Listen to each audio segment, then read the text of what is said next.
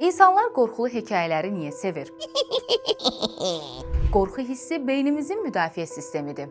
Maraqlıdır ki, təhlükədə olmadığımızı bildiyimiz halda belə qorxmağı sevirik. Qorxulu filmlər, hekayələr və oyunlar zamanı beyin təhlükə siqnalı qəbul eləyir. Bu anda bədəndə adrenalin və dopamin artır.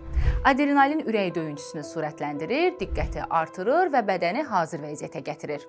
Dopamin isə həyəcan və maraq hissi yaradır. Yəni, insan eyni anda həm qorxur, həm də bundan həzz alır. Bəzi psixoloqlar deyirlər ki, qorxulu hekayələr insanın stressə qarşı reaksiyasını məşq etdirə bilər. Bundan başqa, qorxu beyində maraq hissini gücləndirir və beyin bilmədiyi şeyləri anlamağa çalışır. Qaranlıq, səssizlik və naməlum səslər beyində təhlükə ehtimalını artırır. Qorxudan zövq almaq hissi ekstremal idman zamanı yaranan hissə bənzəyir. Araşdırmalara görə qorxulu film izlədikdən sonra insanlar özlərini daha rahat hiss eləyə bilirlər. Çünki təhlükənin real olmadığını anlayan beyin rahatlama mərhələsinə keçir. Bəs sən qorxulu film və hekayələri sevirsən?